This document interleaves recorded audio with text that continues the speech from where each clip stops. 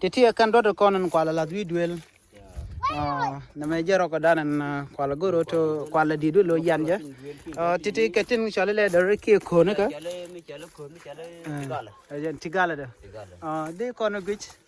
ken be kan lat ko kor jen chirmi jen chang der ma lo da to ko wala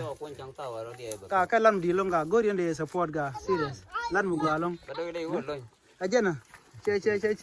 la ro che abu ka wala no biya la ka je me ga go ci ko to nyot ke ja adu no biya ka je la dio je ba cha mới chaba wala la bi muy lo ka ta cha no ko liep ko gomi che ko ni dia la ngi chi en cheng wala la gu ba ga chin india ba ke antama kwa nyin ko lore alaka bana be jemu na ko den bana mo gade ko le kin wara kon bana jela duno dia de me kel mo gala nyu dia na la den tama rama lug la tama be gur be let kam let kon go kam chi na ko lore de ko la na ngoda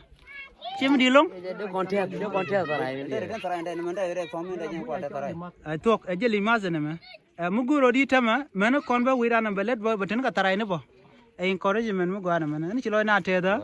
go thank you yep